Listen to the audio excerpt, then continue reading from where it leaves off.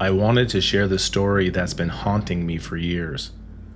I've never been able to shake off the eerie feeling that I narrowly escaped something truly horrifying. It all happened when I was just out of high school and ready to explore my newfound freedom. My friends and I decided to go on a camping trip that we thought would be an unforgettable adventure, but not for the reasons we expected. We planned a road trip to Apalachicola National Forest in Florida, which is about 7 hours from where we lived. The goal was simple: camp, drink some cheap beer, and feel like we were on top of the world. You know, typical teenage stuff. We were trying to avoid any park rangers, so we drove way deep into the woods, far from any designated camping spots. It felt like we were the only people in the world, completely isolated and free. We were pretty excited. After setting up camp, we cracked open a few beers, set up our tents, and just chilled under the stars. The forest was so dense that even the moonlight barely filtered through the trees. It was the perfect spot: quiet, remote, and just a little bit creepy. After a while, the buzz from the beer kicked in, and my buddy and I got the bright idea to explore a bit. There was this narrow, overgrown path that led away from our campsite, and our curiosity got the better of us. We grabbed a couple of flashlights and wandered off, laughing and stumbling a bit as we went. We didn't walk too far before we noticed some strange signs that someone had been living out there. Big trash bags were piled up, and there was random junk scattered around, stuff like old clothes, broken camping gear, and even a couple of beat-up coolers.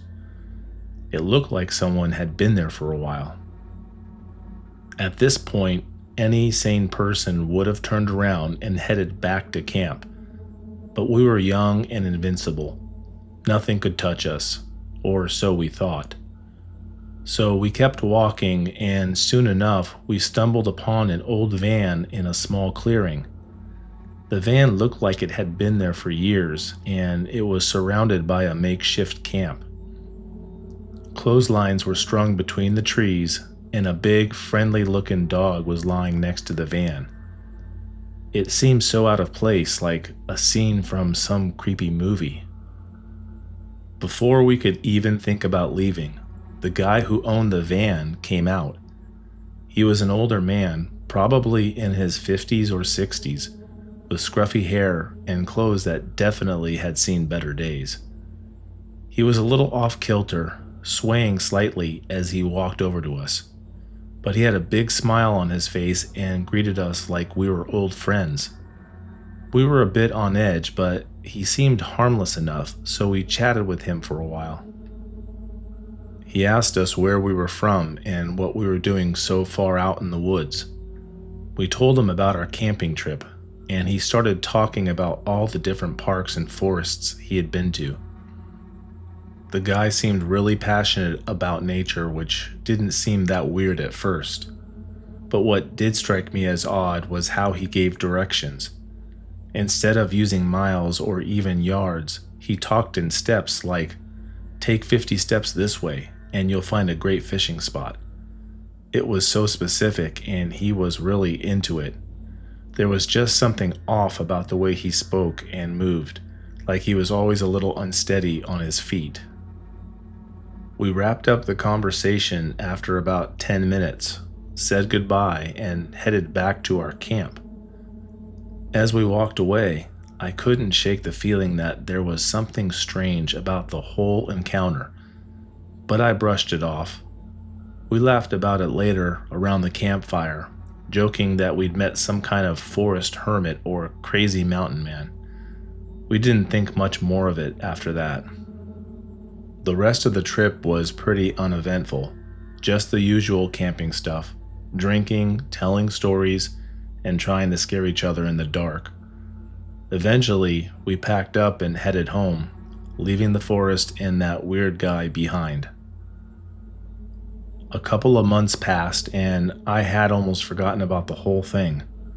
Then one night, I got a call from my friend, the same one who'd been with me when we met the guy in the woods. He sounded really freaked out and told me to turn on the TV to a specific news channel. I was confused but did as he said, and that's when I saw it. The van, the same one we'd seen in the forest, parked in that same clearing. My jaw dropped as the news anchor began reporting on a man who had been arrested for violently taking the lives of multiple people across several states. The camera zoomed in on the man's face, and I felt like I'd been punched in the gut. It was him, the guy we'd met in the woods, who chatted with us so casually, was a serial killer. He had been targeting campers and hikers in remote areas, luring them in with his friendly demeanor before doing unspeakable things. My mind flashed back to the directions he'd given us, the way he'd seemed so excited to talk about those parks and forests. It all clicked into place in the most horrifying way possible. I was in shock, barely able to process what I was seeing. My friend was yelling into the phone, asking if I remembered that dog, the one that had been lying by the van. Apparently, the dog was how the authorities had finally tracked him down.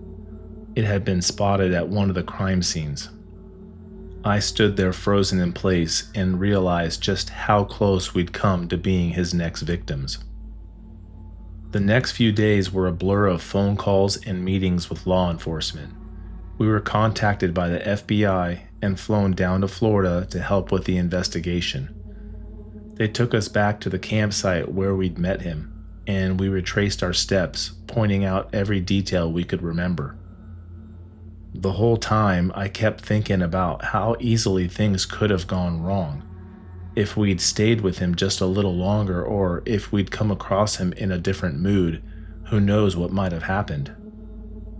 The trial that followed was surreal. We were called to testify about our encounter, and I learned things that still haunt me.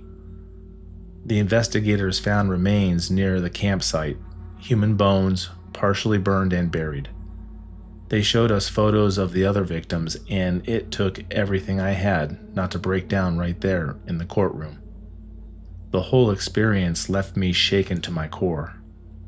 To this day, I can't go camping without thinking about that trip, about how close we came to something truly horrific. The forest, once a place of adventure and freedom, now feels tainted. I still love nature, but there's always a part of me that's on edge, watching for any sign of danger. I guess that's the price I paid for being young and naive, for thinking I was untouchable.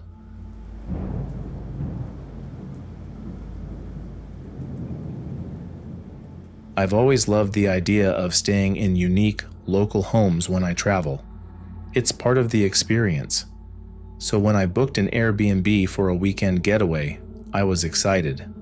The place looked perfect, modern, clean, with a great location. It had everything I needed for a relaxing weekend. I'd stayed in a few Airbnbs before, and they had always been great, so I didn't think twice about this one. The pictures on the listing were amazing. The living room was bright and airy. The kitchen looked like it belonged in a cooking show, and the bedroom was cozy with a large, inviting bed. The bathroom was spotless, with those fancy soaps and a big tub. The host had excellent reviews too. Everyone said how friendly and accommodating he was. I felt like I'd scored a great deal. When I arrived, everything seemed just as it was in the photos. The house was exactly what I expected. The host had left a welcome note and a bottle of wine on the kitchen counter. It felt like a warm, inviting place. I unpacked my bags and decided to take a quick shower after the long drive. The bathroom was as nice as it looked in the pictures. I took my time, enjoying the hot water and the fancy soaps. Afterward, I wrapped myself in one of the fluffy towels and headed to the bedroom to change. I felt completely at ease, like I was in my own home. That night, I settled in with a book, the wine, and some snacks I had brought with me. The living room was comfortable, and I curled up on the couch. It was almost too quiet, but that's what I wanted, peace and quiet away from the city noise. I dozed off a bit, just relaxing and enjoying the solitude. The first night passed without any issues. I slept deeply in that big, comfortable bed. When I woke up, I felt refreshed and ready to explore the area. I spent the day wandering around the local shops, grabbing coffee and enjoying the fresh air. When I got back to the Airbnb, I was tired but happy. It was the perfect day. That evening, I decided to cook myself a nice dinner. The kitchen was fully stocked, and I was excited to use it. I put on some music and started cooking. Again, everything seemed perfect. But as I was chopping vegetables, I kept feeling something was off. It was just a feeling, like I was being watched. I shook it off as paranoia, probably just my imagination. But then, I noticed something strange. While I was looking for a frying pan in one of the lower cabinets, I saw a small hole in the wall, just above the cabinet. It was tiny, like the size of a pinhole. It seemed odd, but I didn't think much of it at first. I figured maybe it was a nail hole or something. As I continued cooking, that feeling of being watched got stronger. I started to feel uneasy, like someone was in the house with me. I checked the doors and windows, but everything was locked up tight. Still, I couldn't shake that feeling. It was gnawing at me. After dinner, I tried to relax on the couch again, but I was too unsettled. My eyes kept drifting to that tiny hole in the kitchen. I got up and took a closer look. The more I stared at it, the more it didn't seem right. It was too small and too perfectly round to be just a random hole. My mind started racing. What if it was something more? What if it was a camera? I tried to brush the thought away, but it stuck with me. I went back to the living room, but I couldn't focus on anything. My eyes scanned the room, looking for anything else out of place. Then I noticed another small hole, this time in the ceiling near the light fixture. My heart started pounding. What if there were cameras hidden in the house? I felt a wave of panic wash over me. I needed to know for sure. I grabbed my phone and started searching online for signs of hidden cameras. My search confirmed my worst fears. Those tiny holes were likely hiding cameras. The more I read, the more terrified I became. I realized I needed to get out of there, but I was also afraid to leave without knowing what was going on. I went back to the kitchen and inspected the hole more closely. With the help of my phone's flashlight and magnifier, I could see a tiny lens behind it. It was a camera. I felt sick to my stomach. Someone had been watching me the whole time. All the privacy I thought I had was an illusion. My mind raced as I thought about what to do. I didn't want to confront the host. I didn't know what kind of person he was or what he was capable of. I decided the safest thing to do was to leave immediately. I grabbed my bags, threw everything in the car, and left as quickly as I could. As I drove away, I felt a mix of anger, fear, and violation. I couldn't believe this had happened to me. I called Airbnb support and reported everything, but I felt like it wasn't enough. The thought of someone watching me in such a vulnerable state was horrifying. Airbnb assured me they would investigate. The whole drive home, I kept thinking about all the moments someone could have been watching me. When I was in the shower, when I was sleeping, when I was just living my life. It made my skin crawl. When I finally got home, I felt some relief, but the experience haunted me. I couldn't stop thinking about what had happened.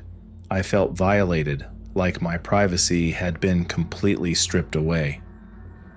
It was hard to sleep at night, knowing that someone out there might still have footage of me. Airbnb eventually contacted me and confirmed that there were indeed hidden cameras in the house. They told me the host's account was suspended and they were working with law enforcement. But that didn't make me feel any better. The damage was already done. To this day, I'm still paranoid about being recorded. Every time I stay somewhere new, I find myself checking every nook and cranny for any signs of hidden cameras.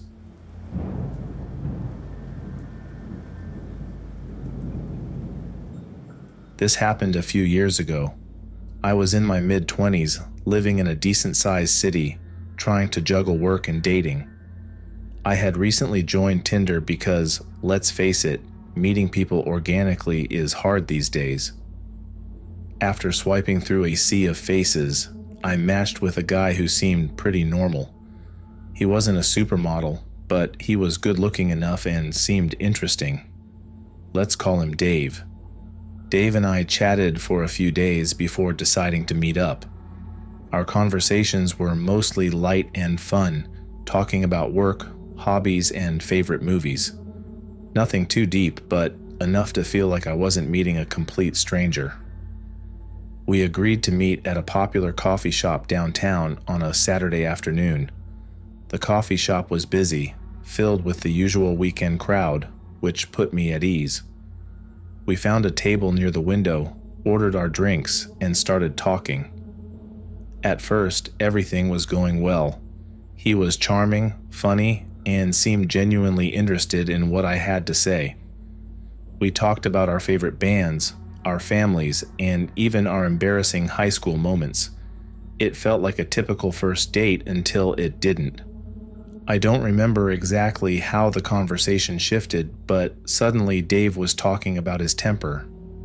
He mentioned how he had gotten into a few fights in high school and how one of them had ended with him breaking another kid's nose. I tried to brush it off, thinking he was just trying to sound tough, or maybe he was exaggerating. But then he continued, casually mentioning more recent incidents where he had lost control. He talked about smashing a guy's car window because he had cut him off in traffic, and another time when he had punched a hole in his apartment wall during an argument with his ex-girlfriend. At this point, I was starting to feel a little nervous. My gut was telling me that this wasn't normal, that it wasn't just harmless talk. But I didn't want to overreact, so I tried to steer the conversation back to safer topics. However, Dave kept bringing it back to his anger issues, almost like he was proud of them. He talked about how he had trouble controlling his temper and how it sometimes scared people. But he always managed to laugh it off like it was no big deal. I knew I needed to get out of there, and I was trying to come up with a believable excuse to leave. I glanced at my phone and pretended to receive a text. I told Dave that a friend of mine needed help with something and I had to go. He seemed a bit annoyed but didn't argue. I thanked him for the coffee and left. As soon as I got outside, I blocked his number and unmatched him on Tinder. I felt a huge sense of relief, thinking that was the end of it. But I was wrong. Over the next few days, I started noticing strange things. I'd see a car parked near my apartment that I didn't recognize, and it seemed to be there every time I left for work or came home. I told myself it was just a coincidence, that I was being paranoid because of the creepy date. Then, I started getting messages from unknown numbers. At first, they were just weird, like, "Hey, it's Dave. Why did you block me?" And I thought we had a good time. I ignored them, hoping he'd get the hint. But the messages kept coming, getting more and more aggressive. "You can't just ignore me forever," one read. "I know where you live," said another. I started to feel like I was being watched all the time. My anxiety was through the roof. I didn't feel safe in my own home. I called my best friend Abby and told her everything. She insisted I stay with her for a while, just to be safe. I packed a bag and headed over to her place, feeling a bit better to have someone else around. For a while, things seemed to calm down. I didn't get any more messages, and I didn't see any strange cars or people around Abby's apartment. I started to relax, thinking maybe Dave had finally given up. But then, one night, Abby and I were watching a movie when her phone buzzed. She looked at it, her face went pale. She handed it to me, and my heart sank when I saw the message. "You think you can hide from me?" it said. "I know where you are." We called the police. They took a report and suggested I change my phone number and keep a record of any further contact from Dave. They also advised me to get a restraining order if things escalated. Abby and I decided to stay somewhere else for a few days, hoping to throw Dave off if he was still watching us. We checked into a small motel on the outskirts of town. It felt like something out of a spy movie, but it was the only thing we could think of. The first night was uneventful, but on the second night we heard someone knocking on our door around midnight. We froze, not daring to make a sound. The knocking continued for a few minutes. Eventually, it stopped, and we heard footsteps walking away. The next morning, we checked out and went straight to the police again, this time with the motel security footage we had asked for. They assigned an officer to patrol the area around my apartment for the next few days and advised us to start the procedure to get a restraining order. The messages stopped, and I slowly started to rebuild my life, changing my phone number and taking other precautions. I never saw or heard from Dave again. I haven't used Tinder or any other dating apps since this happened.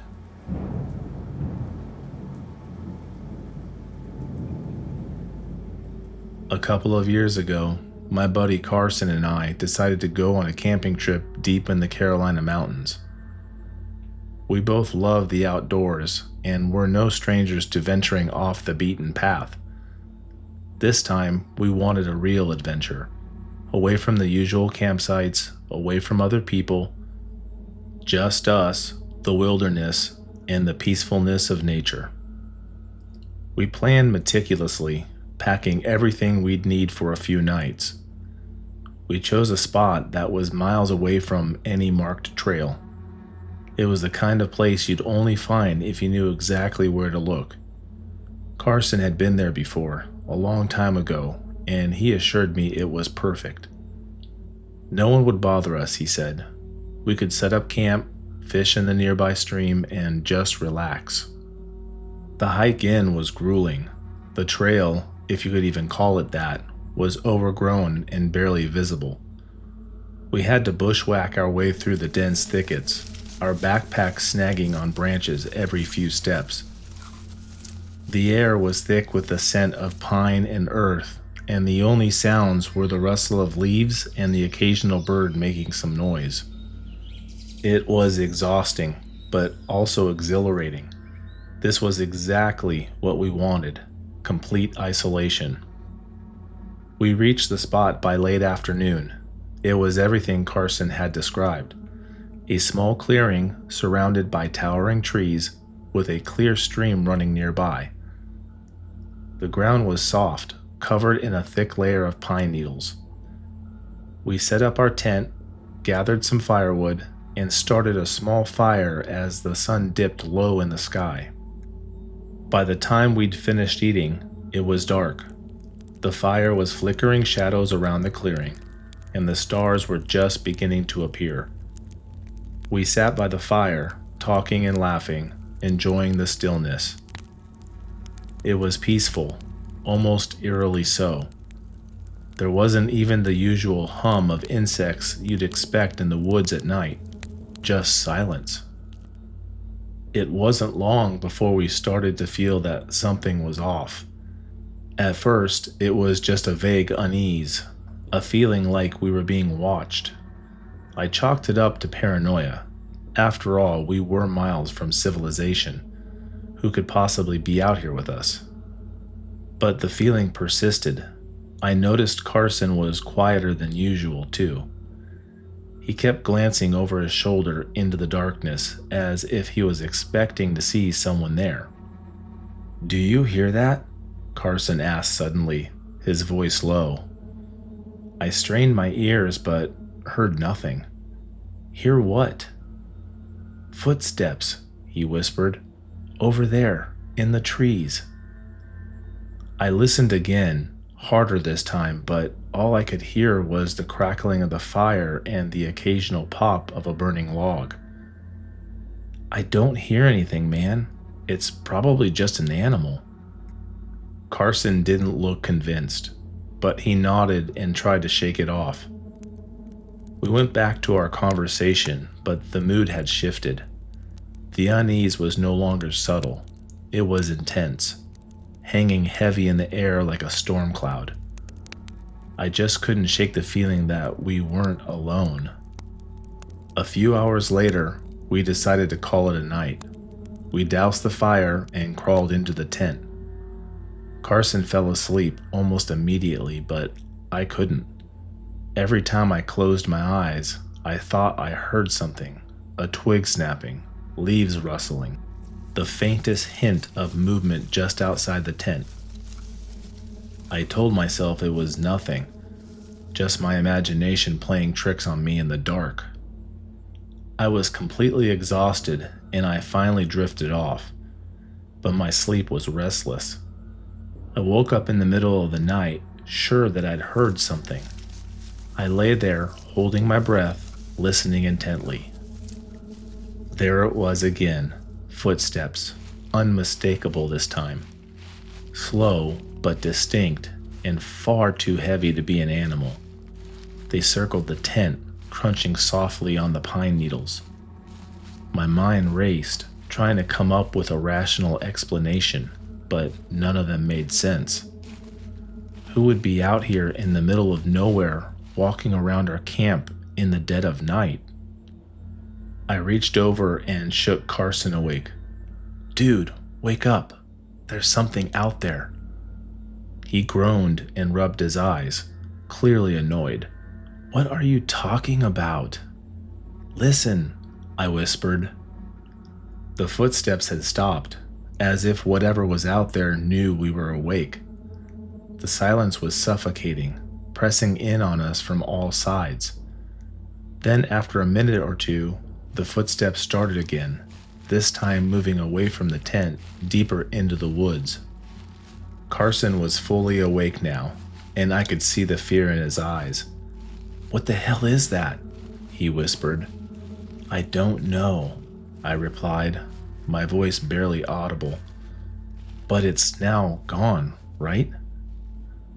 We lay there in tense silence, neither of us able to move or speak.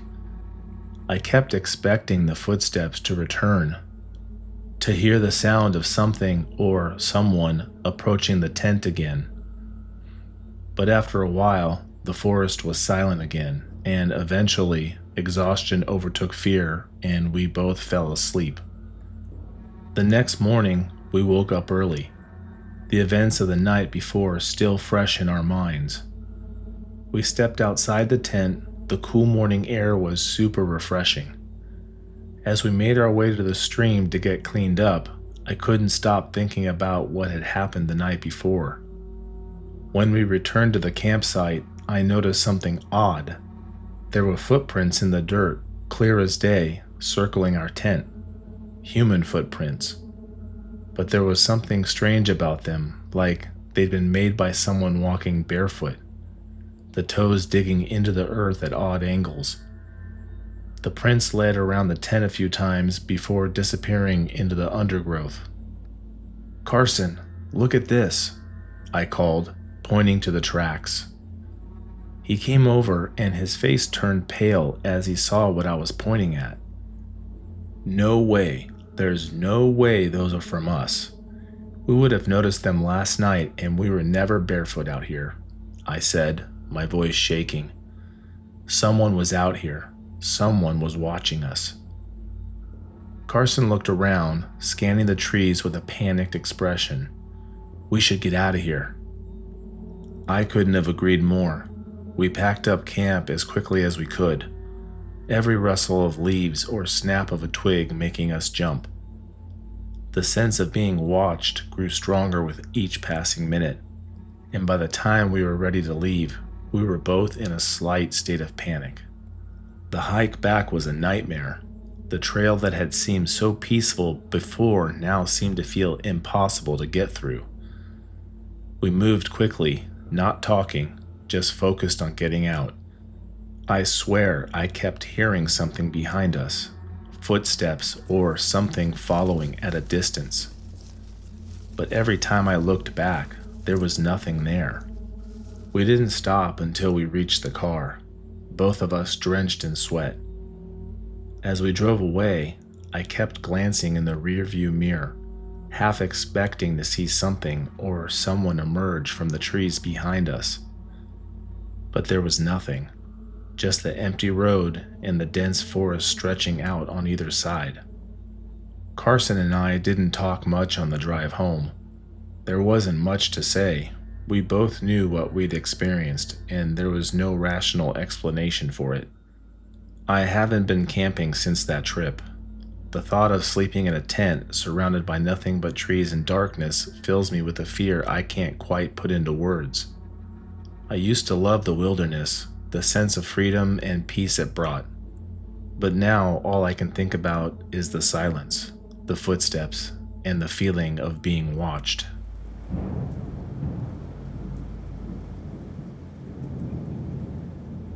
I recently decided to take a solo trip through Denmark, hopping between different cities and staying at various Airbnbs along the way. I was excited about the adventure, looking forward to immersing myself in the local culture and enjoying the freedom of traveling alone. Everything had gone smoothly up to that point. The Airbnbs I'd stayed at were cozy and welcoming, nothing too fancy, but perfect for my needs. When I booked my stay in Copenhagen, I wasn't expecting anything luxurious.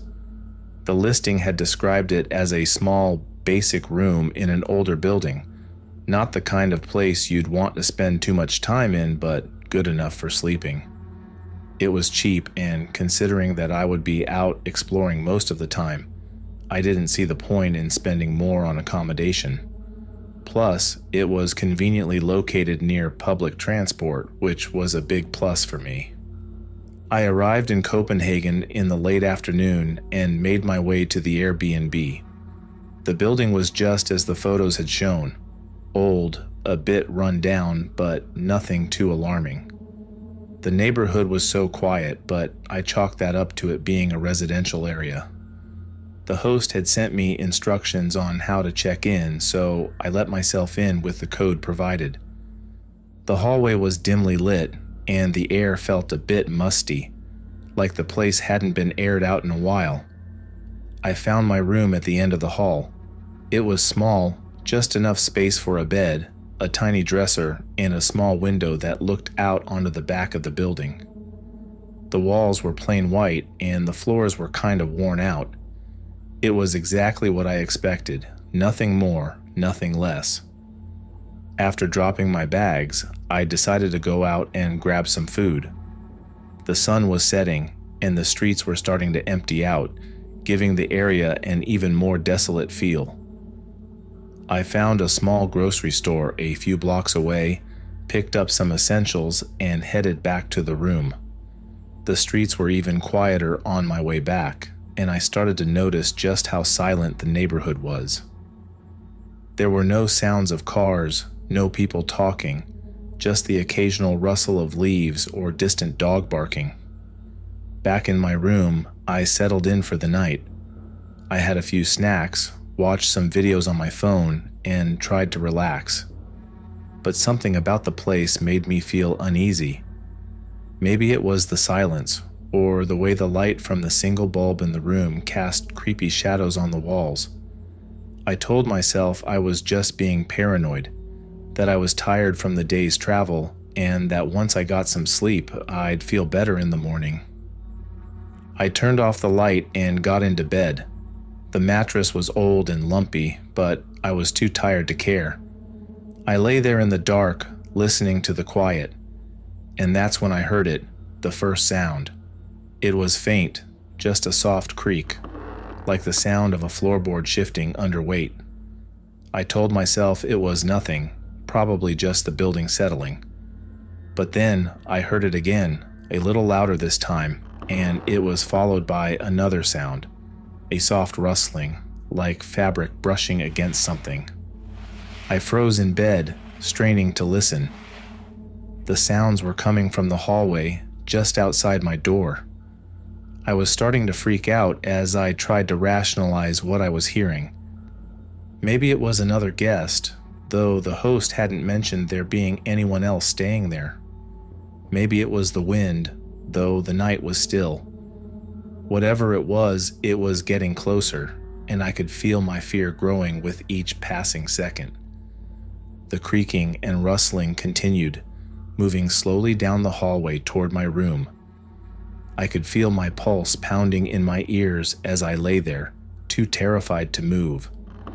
The sounds were so close now, right outside my door. And then I heard it, a soft tapping, like someone lightly knocking on the door. It was so faint that I almost thought I was imagining it, but then it happened again, and I knew it was real. I didn't know what to do. My first instinct was to get up, open the door, and confront whatever was out there. But I couldn't move. I was paralyzed with fear, my body refusing to cooperate with my mind. The tapping stopped, but the silence that followed was even worse. I waited, barely breathing, listening for any sign of movement. But there was nothing, just the oppressive silence of the empty hallway. A few minutes passed. I stayed in bed, too scared to move, too scared to do anything but listen.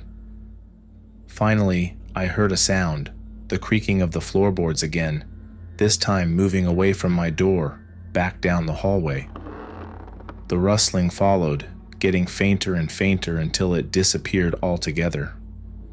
I lay there in the dark, my mind racing with possibilities. Maybe it was just another guest, someone who'd gotten lost and was trying to find their way around. But if that were the case, why didn't they say anything? Why didn't they knock on the door properly or call out? The whole situation felt wrong, like something out of a nightmare. Eventually, exhaustion overtook my fear, and I drifted off into a restless sleep. When I woke up the next morning, the sun was shining through the small window, and everything seemed normal again. The hallway was empty, and there was no sign that anything unusual had happened the night before. The more I thought about it, the more I realized how strange the whole situation was. The sounds, the tapping, the way it all stopped so suddenly, it didn't make sense. I decided to cut my stay short. I packed my bags, left the key on the dresser, and walked out of the building without looking back. As I made my way to the train station, I kept thinking about what had happened. I couldn't come up with a logical explanation, but I knew one thing for sure. I wasn't staying in an Airbnb again anytime soon. The experience had shaken me more than I cared to admit, and the thought of going through something like that again was too much to bear.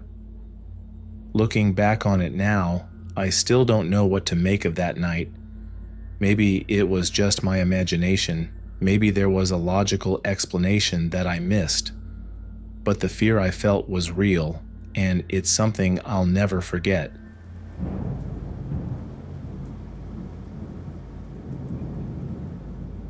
I've always been pretty careful with online dating, but like many of us, the convenience of apps like Tinder was too tempting to ignore. I'd been on a few dates before, some good, some bad, but nothing could have prepared me for what happened last year. I was on Tinder, and it started off like any other match. His name was Marco. He seemed charming, with a warm smile and a profile full of outdoorsy photos. We matched and started chatting. Marco was quick-witted, funny, and seemed genuinely interested in getting to know me. We talked about our interests, work, and even our favorite TV shows. After a week of chatting, we decided to meet up for lunch. Our first date was pretty great. We met at a cozy cafe downtown, and the conversation flowed easily. Marco was attentive and respectful, and I felt a genuine connection. I was relieved to have found someone who seemed so normal and kind. We continued to text and go on dates over the next few weeks, and everything seemed perfect. But then, things slowly started to change. Marco began to text me more frequently, asking where I was and who I was with. At first, I thought it was sweet that he was concerned, but soon it became excessive. He would get upset if I didn't reply within minutes. One night, when I was out with friends, he called me 10 times in an hour. I shrugged it off, attributing his behavior to insecurity or overenthusiasm. The real red flags started waving during our 4th week of dating. One evening, we were hanging out at my apartment, watching a movie. Out of nowhere, he started interrogating me about my past relationships, wanting to know every detail. His questions became increasingly invasive and aggressive, and when I tried to deflect, he got visibly angry. I felt a knot of unease in my stomach, but convinced myself he was just jealous and that it was normal. Then came the night that changed everything. We had planned a quiet night in, cooking dinner together. Things were going fine until I mentioned a male colleague from work in passing. Marco's demeanor changed instantly. His face darkened, and he started accusing me of cheating. His voice was low but filled with rage. I tried to calm him down, explaining it was just a work relationship, but he wasn't having it. The argument escalated quickly. He began yelling, calling me names and accusing me of things that weren't true. I was terrified, but what happened next was beyond anything I could have imagined. In a flash, he lunged at me, wrapping his hands around my neck. I couldn't breathe, and the room started to spin. I clawed at his hands, trying to scream, but no sound came out. I thought I was going to die right there in my own kitchen. Somehow, I managed to knee him in the groin, and his grip loosened just enough for me to break free. I stumbled backward, gasping for air. Marco was still on the floor, clutching himself and yelling at me. I didn't waste a second. I grabbed my phone and ran out the door, not even bothering to put on shoes. I ran to my neighbor's apartment and banged on the door until they let me in. I called the police, and they arrived quickly, but by the time they got to my apartment, Marco was gone. I gave my statement, and they assured me they would do everything they could to find him. Shaken and terrified, I stayed with my friend that night. In the days that followed, I changed my locks and got a security system installed. I blocked Marco on every platform and changed my phone number. But the worst part was discovering that Marco had a history of similar violent incidents. After some digging, I found out he had been arrested multiple times for assaulting previous girlfriends. He had a pattern of charm, possessiveness, and then violence. I felt sick to my stomach. For a while, I lived in constant fear, dreading that Marco would find me. I barely slept, and every noise outside made me jump. The police kept me updated on their investigation, but there was no sign of Marco. I started to feel like a prisoner in my own home, too scared to go out unless absolutely necessary. One evening, about a month after the incident, I received a call from a detective working on my case. They had finally tracked Marco down. He had been hiding out in a neighboring city, but an anonymous tip led the police right to him.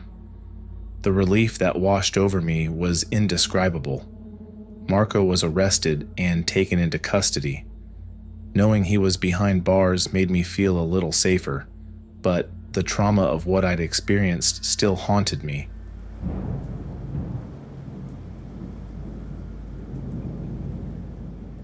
So I had this trip to Iceland with my buddy, and on the last night, we needed somewhere close to the airport since our flight was super early, like 6 a.m. I found a cheap Airbnb that was just a spare room in someone's house. It seemed like a good deal, close to the airport, and we only needed it for one night, so why not? In hindsight, I wish we had just stayed at the airport. We arrived late, tired from a week of exploring, and just wanted to crash for a few hours before our flight. The host wasn't even there to greet us.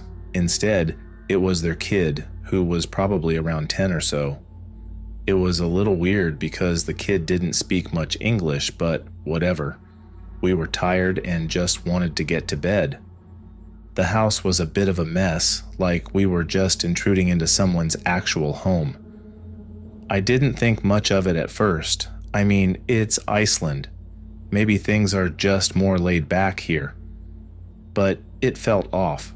Like, you know when something just doesn't sit right with you. That's how it was. The room was small, just enough space for a bed and a tiny closet. The sheets didn't seem freshly washed, but we were exhausted, so we just ignored it. I remember lying in bed, trying to fall asleep, but I was really struggling. Maybe it was the fact that the place felt more like a lived-in home than an Airbnb, or maybe it was just being in a foreign country. Either way, I couldn't relax. My friend was already out cold, so I figured I was just overthinking things. Eventually, I started drifting off. Then, sometime in the middle of the night, I woke up. It wasn't a noise or anything that woke me. More like that sudden jolt you get when you feel like something's wrong. The room was dark, but as my eyes adjusted, I realized I wasn't alone. There, standing at the foot of the bed, was the host's kid. He was just standing there, staring at us. No movement, no sound, just staring. My heart started racing. I was half asleep, confused, and honestly freaked out. I didn't know what to do. I just lay there, frozen, hoping maybe he would just go away.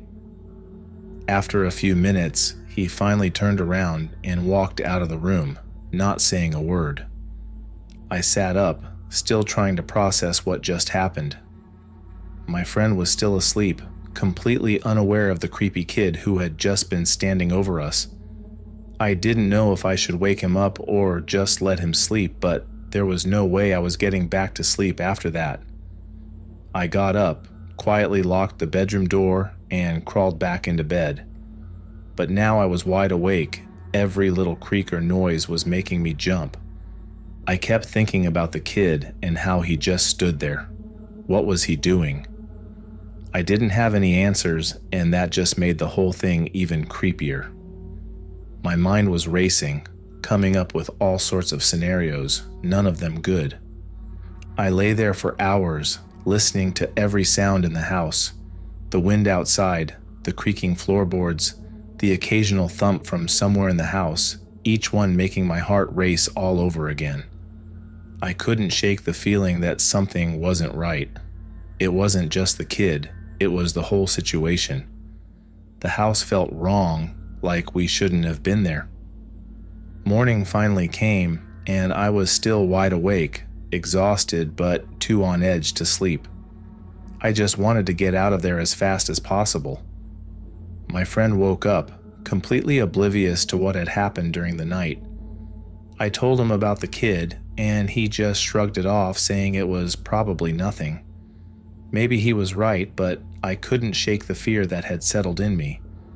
Maybe the kid was just curious, maybe he was sleepwalking, or maybe it was something else entirely.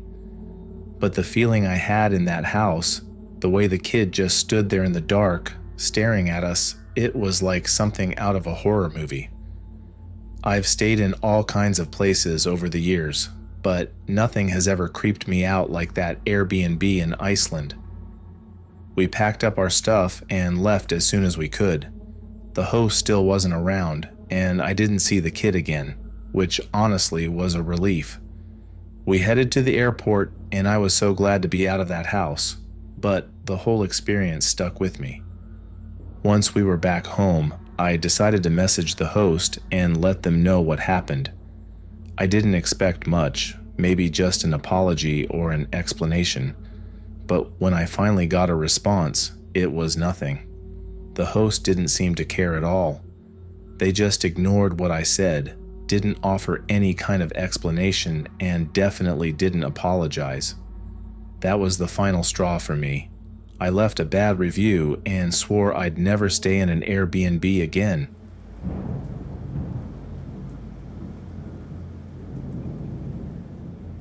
It all started about 6 months ago. I was single, in my late 20s, and had been on and off dating apps for a while. Then I decided to try Tinder.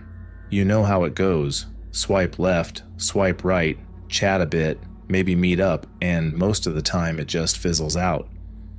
But then I matched with a guy who seemed different. His name was Alex, and his profile was the perfect mix of charming and down-to-earth. Alex described himself as a successful entrepreneur. He had photos of himself in various exotic locations, always looking sharp in well-tailored suits. He mentioned that he loved fine dining, traveling, and living life to the fullest. He seemed like someone who had his life together, and I was intrigued. We started chatting, and he was everything his profile promised and more. He was attentive, witty, and genuinely interested in getting to know me. Our conversations flowed effortlessly, and before long, I found myself looking forward to his messages. He had this way of making me feel special, like I was the only person in the world who mattered to him. After a couple of weeks of chatting, he asked me out on a date. He suggested a fancy restaurant downtown, one that I had always wanted to try but never had the chance. I was excited but also a bit nervous. I mean, this guy seemed almost too good to be true. But I pushed those doubts aside and agreed to meet him. The night of our date, I put on a fancy dress and made my way to the restaurant. When I arrived, Alex was already there, waiting for me. He looked even better in person, tall, handsome, with an air of confidence that was incredibly attractive. He greeted me with a warm smile and a bouquet of roses, and I felt my nerves melt away. Dinner was amazing. The food was amazing, and Alex was the perfect gentleman. He asked me about my life, my interests, my dreams, and he seemed genuinely interested in everything I had to say. He shared stories about his business ventures, his travels, and his plans for the future. By the end of the night, I was completely and totally into him. Over the next few weeks, Alex and I saw each other regularly. He took me to the best restaurants, showered me with gifts, and always made me feel like a princess. He would surprise me with little things, a piece of jewelry, a designer handbag, or tickets to a show I had mentioned wanting to see. It was like something out of a fairy tale, and I was living it. I introduced Alex to my friends, who were all impressed by him. They told me how lucky I was to have found such a great guy, and I couldn't help but agree. Everything seemed perfect. One evening, after a particularly romantic dinner, Alex seemed a bit off. He was quieter than usual, and I could tell something was bothering him. I asked him what was wrong, and he hesitated before telling me that he was dealing with a business emergency. He explained that one of his investments had gone south, and he needed to come up with a significant amount of money quickly to fix it. I felt terrible for him. He had always been so generous with me, and I wanted to help him in any way I could. He assured me that he didn't want to burden me, but after some coaxing, he admitted that he could really use a loan. He promised to pay me back in the next week or two. Looking back, I can't believe how naive I was, but at the time, I was so caught up in the whirlwind romance that I didn't think twice about it. I agreed to lend him the money, $40,000 that I had been saving for a rainy day. He thanked me profusely and told me how much it meant to him. I felt like I was doing something good, helping the man I cared about in his time of need. The next day, Alex was gone.